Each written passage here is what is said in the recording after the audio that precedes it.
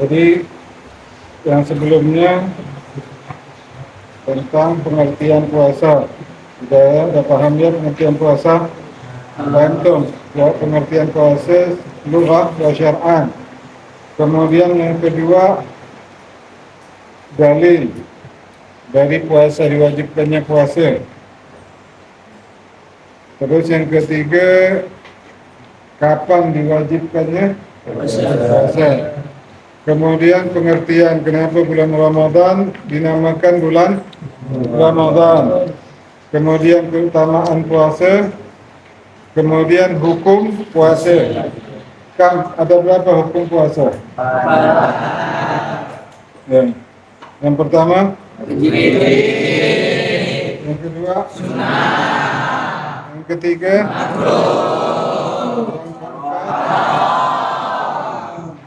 jelas ya?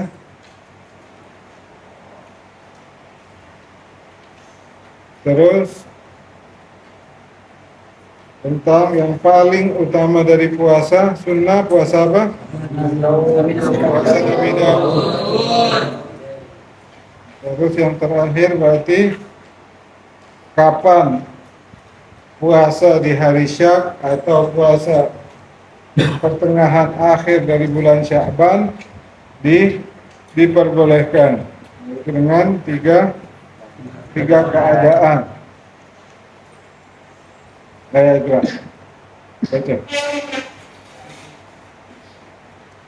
Bismillahirrahmanirrahim. Syurutu sihhati shaumi. Ay, idza tawaffarat hadhihi syurutu sahha shaum. Wa hiya arba'atun. Al-awwal al-Islam.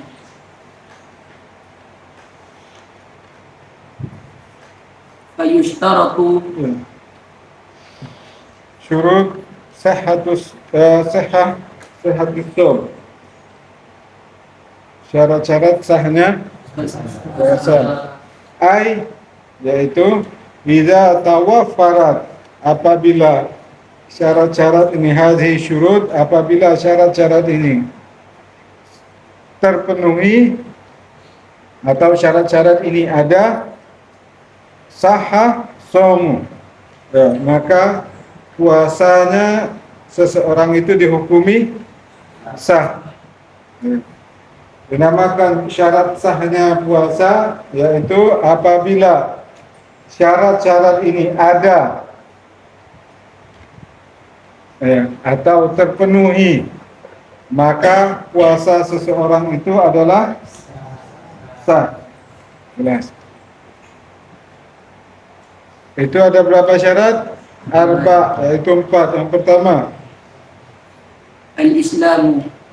Fayushtaratu ayyakuna musliman jami'an nahari. ya, al-Islam. Pertama adalah seorang muslim dalam keadaan Islam. Disyaratkan fayustaratu an yakuna musliman jami'an nahar. Disyaratkan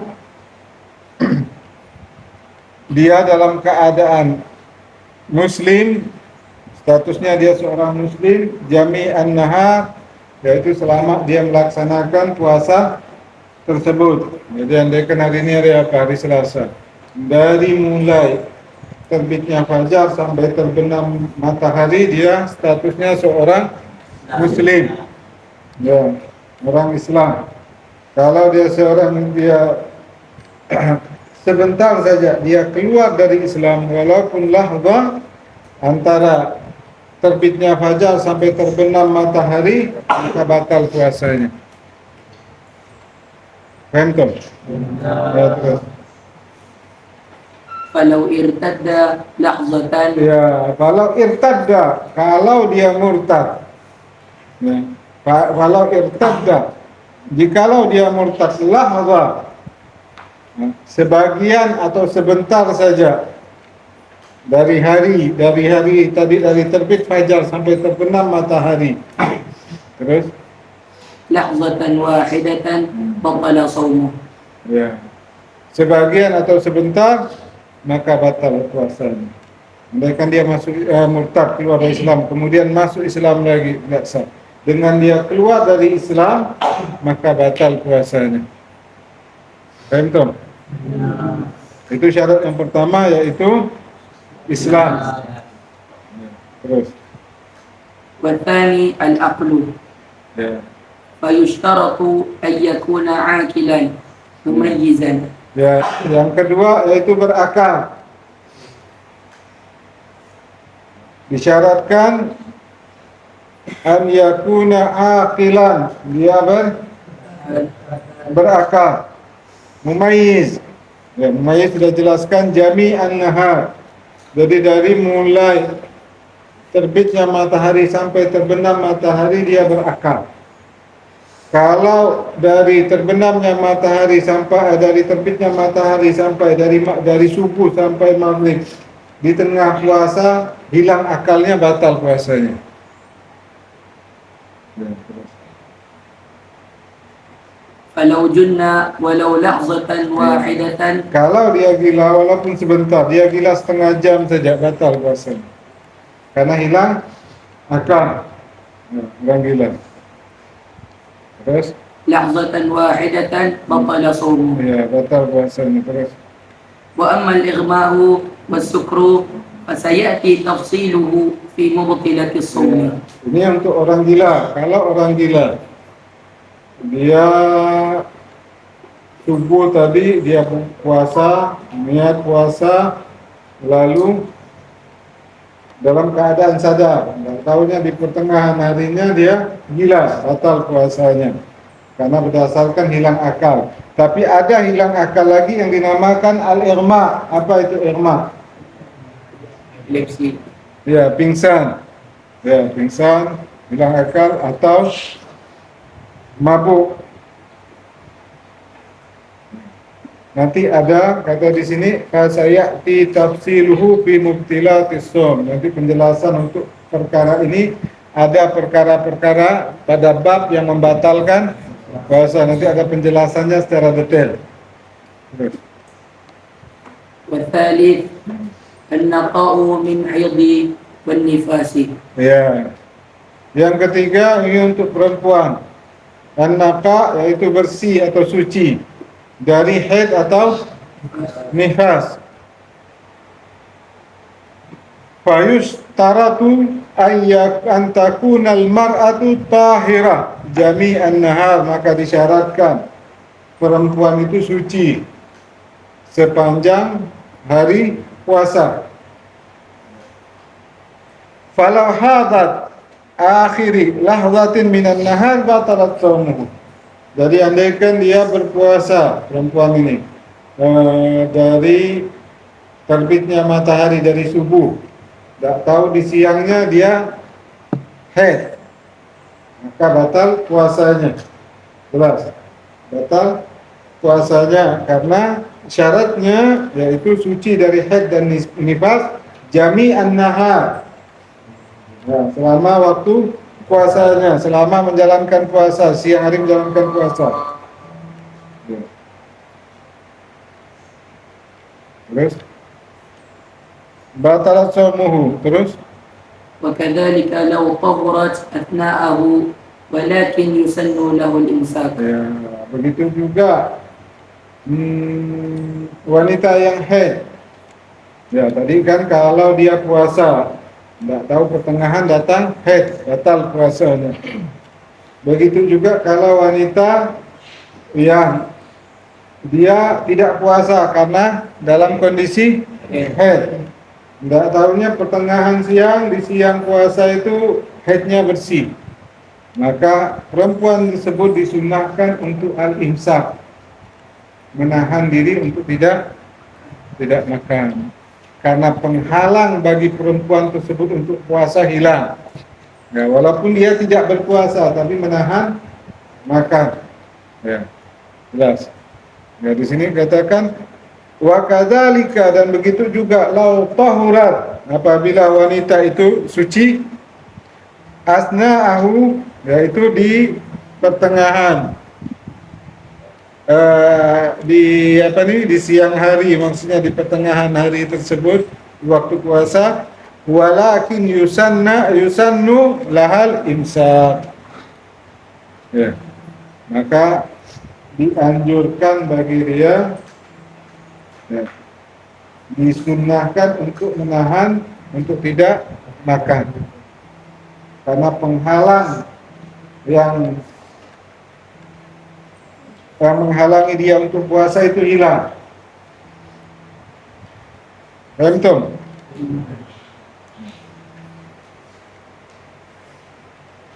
Terus والرابع العلم بكون الوقت قابلا للصوم. ya. Kemudian yang keempat, al-ilmu bikaunil waqti qabilan lisum, yaitu waktu itu adalah waktu yang sah untuk melaksanakan puasa.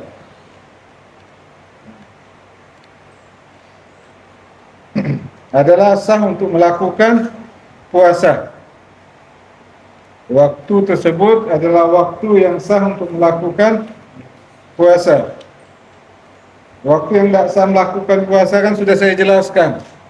Ya. Terus.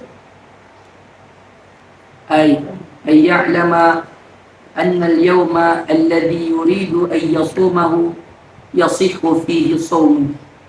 Ya. Bahwa orang yang berpuasa tersebut tahu bahwa hari yang dia melaksanakan puasa tersebut adalah hari yang sah berpuasa di dalamnya. بأن لم يكن من الأيام التي نهي عن الصيام فيها. Ya.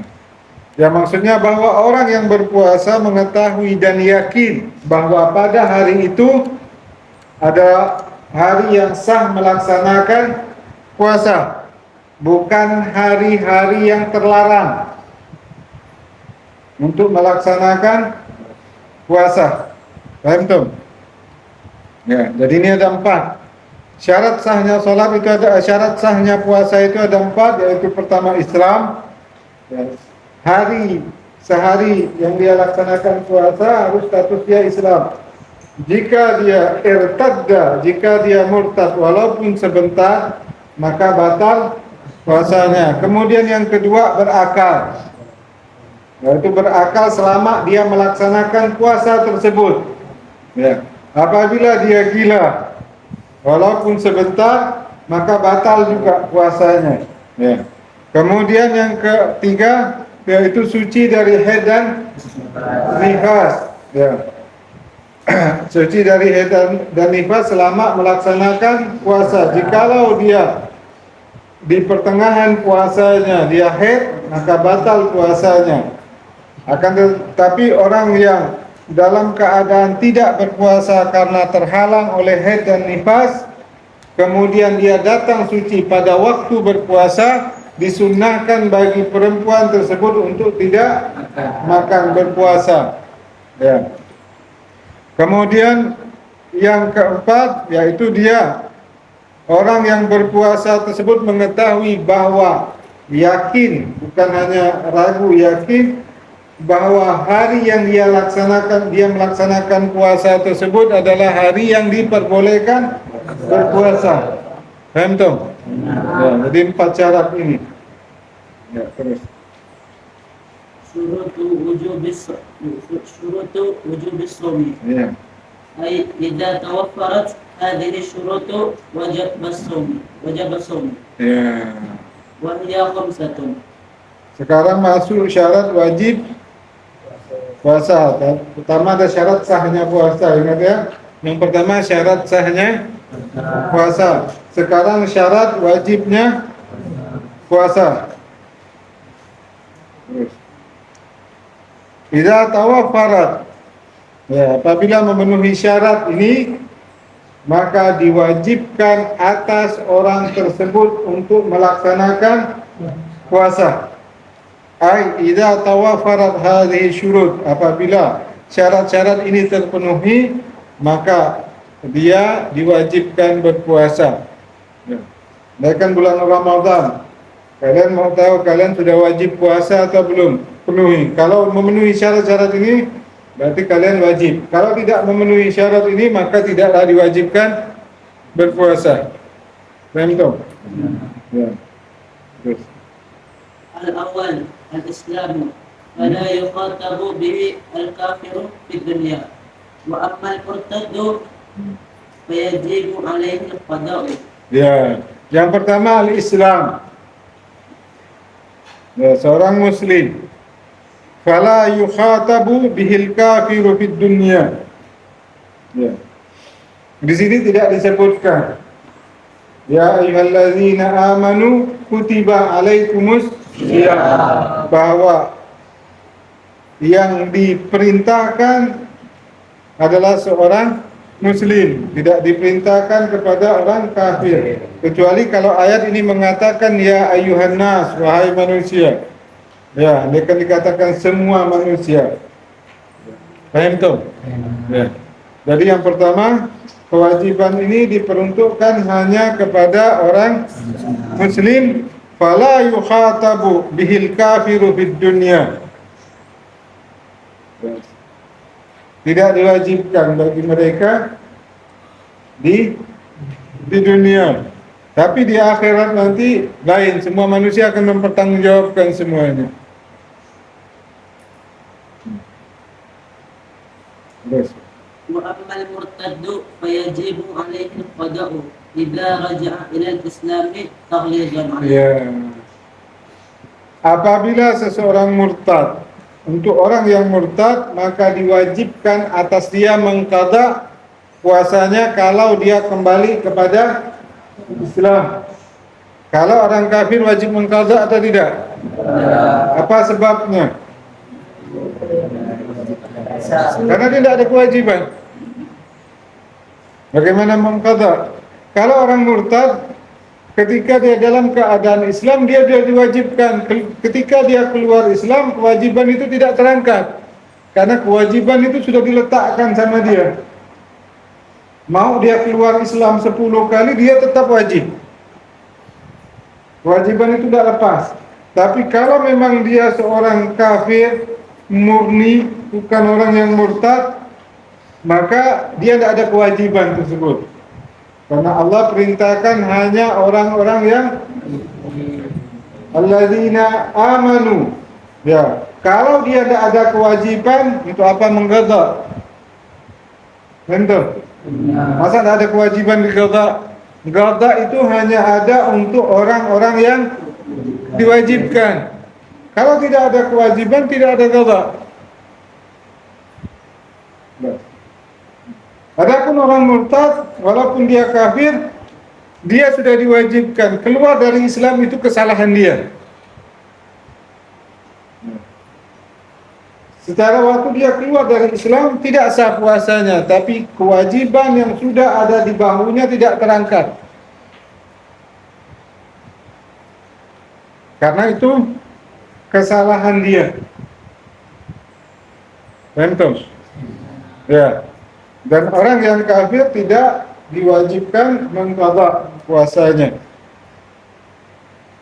Terus.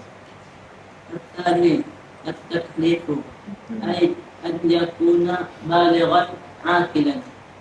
Ya, orang yang baligh aqilan, taklif, yaitu dia baligh dan sudah berakal. Berarti orang yang belum baligh tidak diwajibkan untuk melaksanakan puasa. Terus. وأما الصبي فيجب على ولي أمره أن يأمره بالصوم. Ya. Adapun sabi, anak kecil. Berarti anak kecil di sini belum baligh, belum berakal, belum baligh. Ya. Fajibu ala wali amrihi, maka diwajibkan bukan kepada anak tersebut, diwajibkan kepada walinya. Kalau dia ada orang tua, orang tuanya.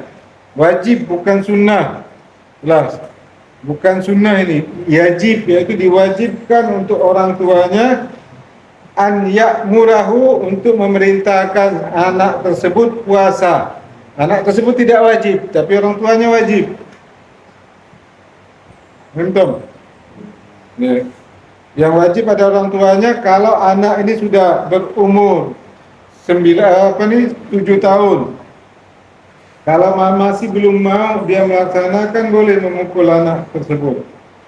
Kalau memang tidak memberatkan untuk anak tersebut. Jadi orang tua harus tahu kondisi anak tersebut. Umur 7 tahun sudah mulai start diajarkan berpuasa. Hukumnya bukan sunnah, wajib.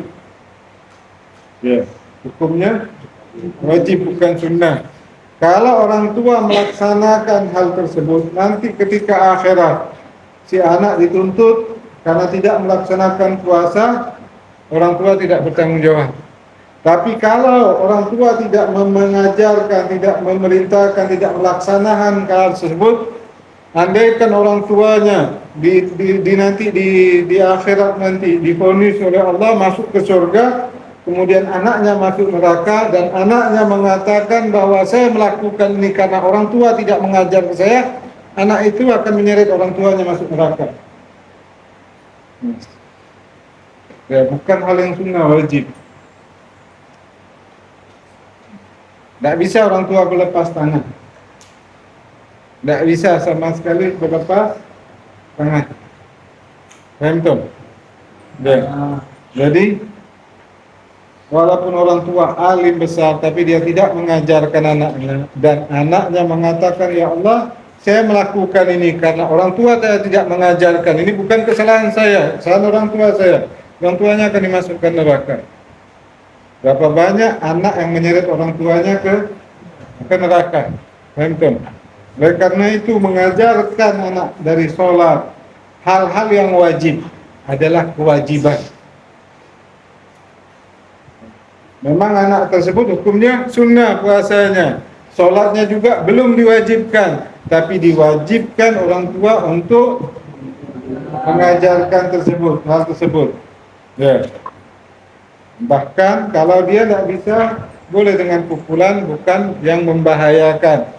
Pukulan untuk mengajarkan, pukulan untuk mendidik. Paham? Terus. إذا تركه ل10 سنين إن أطاقه. Ya. Kalau udah 10 tahun udah boleh dipukul anak tersebut. Karena udah masuk normal, orang balik itu 9 tahun. Ya. Orang-orang balik itu 9 tahun, udah masuk 10 dan ini udah dekat sekali, dan tidak bisa lagi dipakai nasihat. Kalau nasihatkan 7 tahun diajarkan masih juga tidak bisa, tidak boleh dipukul, biarkan dulu. Ya. Hanya dengan nasihat. Kalau udah masuk, udah istilahnya kalau lampu itu udah lampu kuning udah. Sebentar lagi udah tidak bisa, berarti harus dengan pukulan. Itu setelah 3 tahun baru anak itu dipukul. 3 tahun diajarkan dulu, diajak, disuruh, diperintahkan 3 tahun. Kalau udah masuk 10 tahun, udah pukul. Kalau memang anak ini mampu. Kalau anak udah sakit-sakitan memang dia tidak mampu, tidak boleh. Maka disebut in ataka, kalau memungkinkan.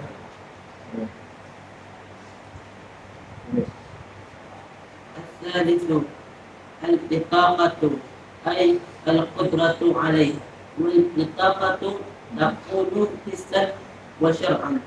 Ya. Al-itaqa artinya apa? Mampu. Ya, mampu ai al-qudratu alai, dia mampu melaksanakan tersebut. Terus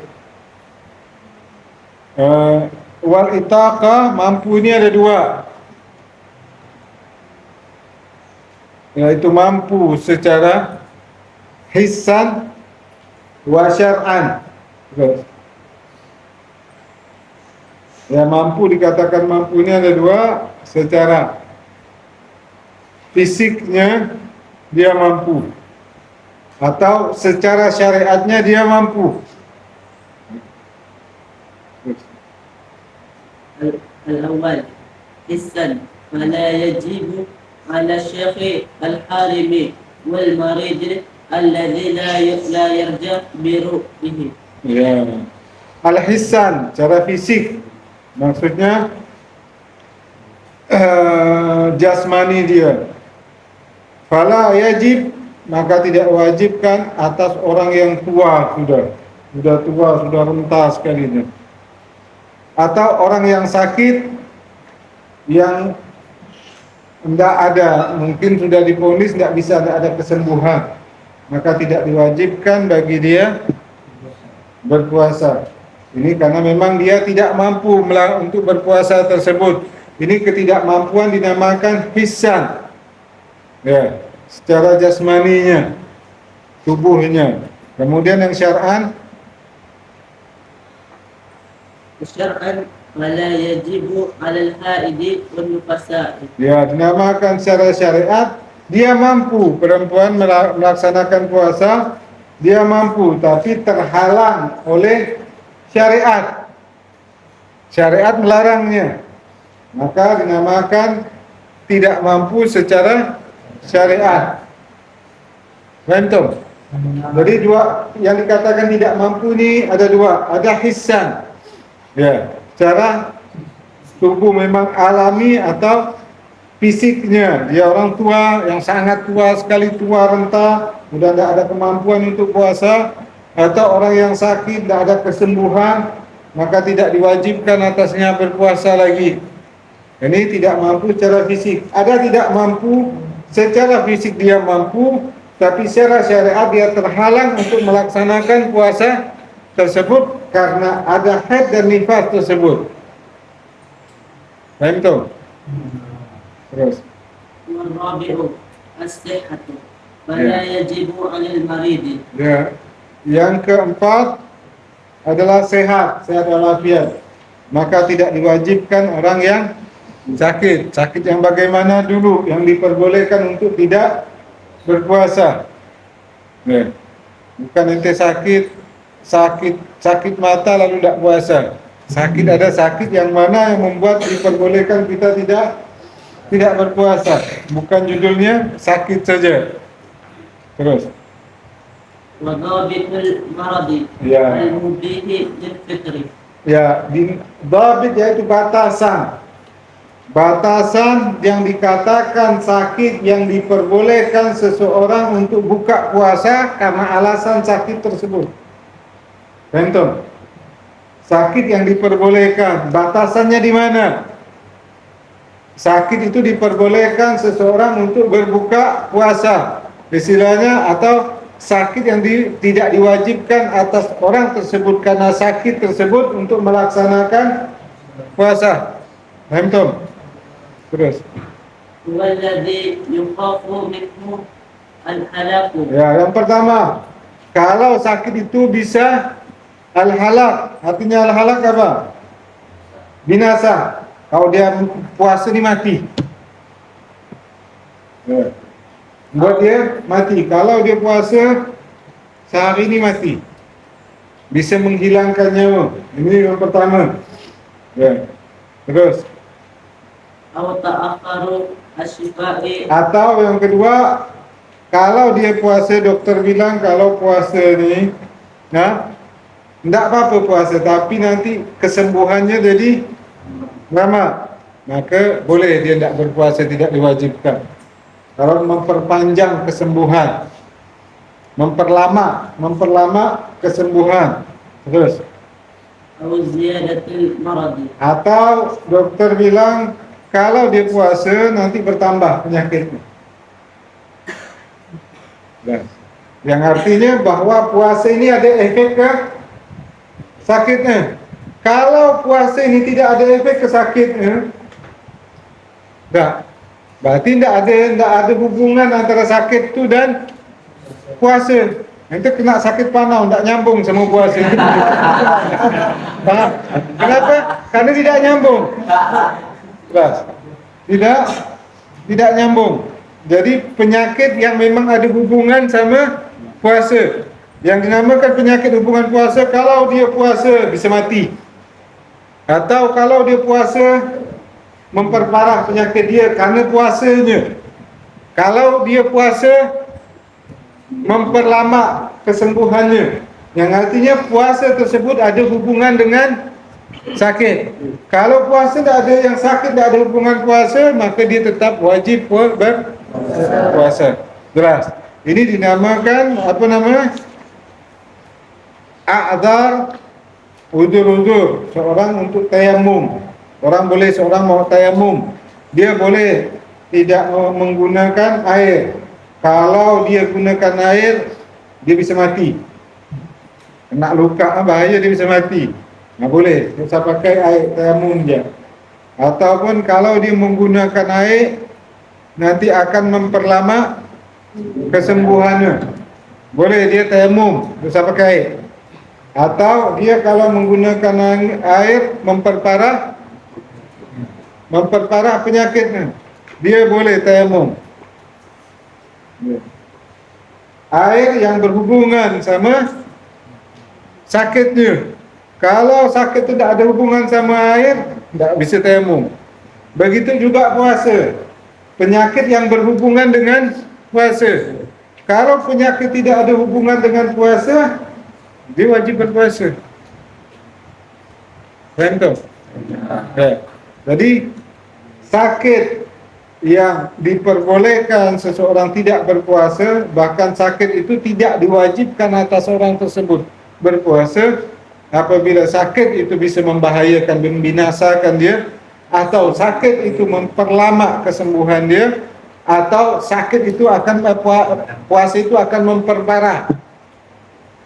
memperparah penyakitnya. Paham tu? Terus.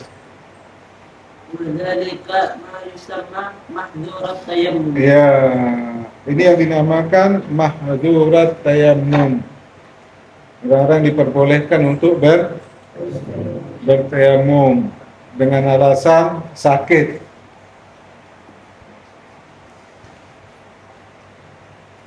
Terus. Al-khamisu al-iqamah. Ya. فلا يجب على المسافر الذي يسافر سفرا طويلا. Ya. Yang selanjutnya itu al-iqamah, yang kelima. Yaitu mukim. Bukan seorang yang musafir.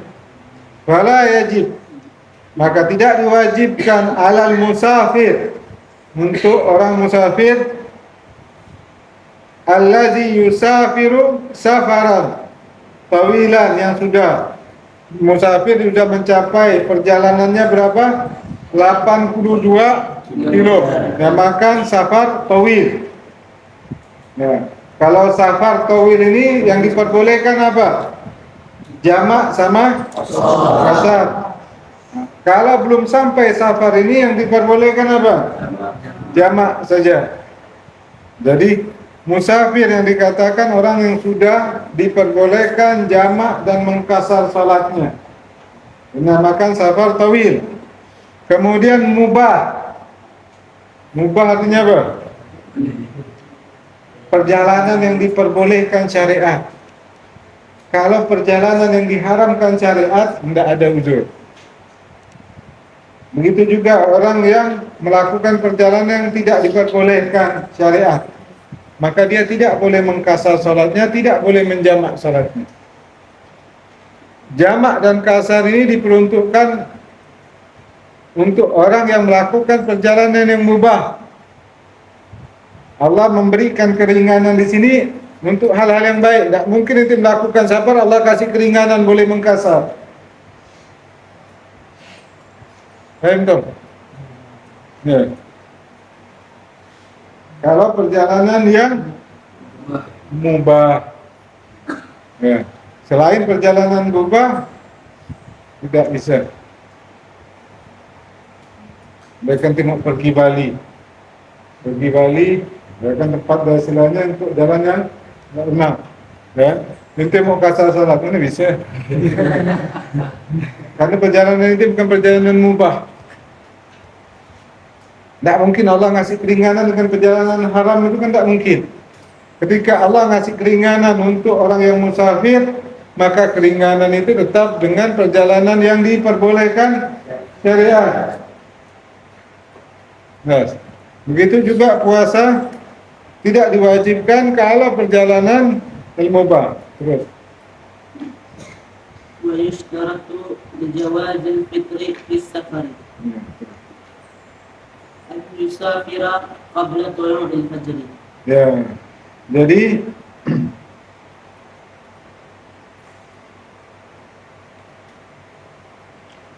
hendaknya orang tersebut musafirnya adalah sebelum fajar. Kalau sesudah fajar enggak bisa. Ya. Dia musafirnya sebelum fajar. Jelas. Jadi ketika kewajiban itu datang kepada dia, dia dalam kondisi musafir. Jelas. Dia dalam kondisi musafir. Bukan ente udah perjalanan, tengah jalan ente musafir mau buka, enggak bisa. Jelas. Paham? Maka musafirnya sebelum subuh, sebelum fajar. Jika dia musafir sebelum fajar, statusnya sudah musafir, maka tidak diwajibkan atas dia berpuasa. Terus selesaikan ini. والأفضل الصوم للمسافر إن لم يشق عليه فإن شق فالفطر أفضل. Ya. Mana yang lebih afdal untuk orang musafir? Berbuka atau puasa? Ya kan? Di sini dikatakan wal afdal untuk orang musafir, kalau perjalanan itu tidak memberatkan dia, lebih baik dia berpuasa. Kalau perjalanan itu sudah berat, tidak mampu dia. Kalau sekarang ini kan kalian naik ke pesawat sudah sampai mau kemana pun, tidak ada perjalanan berat. Kalau dulu perjalanan pakai unta berbulan-bulan, capek memang perjalanan tersebut. Kalau perjalanan yang berat, lebih baik berbuka. Kalau ringan, untuk berangkat dari sini pesawat dari Jakarta sampai Jakarta tidur lagi, puasalah. Karena tidak berat, lebih afdal. Tapi boleh buka, dua-duanya boleh. Kalau mau yang lebih utama bagaimana? Kalau perjalanan yang berat, lebih afdal dia berbuka, karena mengikuti apa yang Allah perintahkan. Allah beri keringanan, laksanakan keringanan tersebut. Ya. Kalau perjalanan itu tidak ada masyakkahnya, tidak berat, perjalanannya tidak memberatkan, ya lebih baik puasa. Tapi kalau dia pun berbuka, dua keadaan ini boleh, mau berat atau tidak berat, yang penting status dia seorang musafir, maka dia boleh tidak berpuasa, karena tidak diwajibkan atas dia.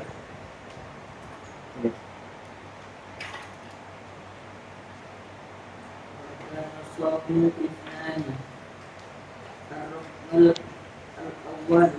Sudah cukup dulu.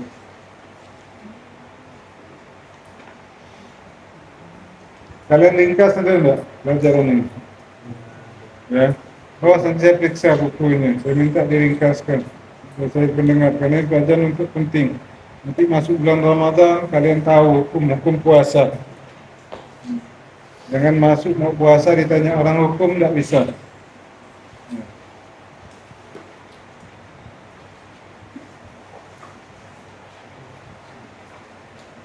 Saya ringkas dulu.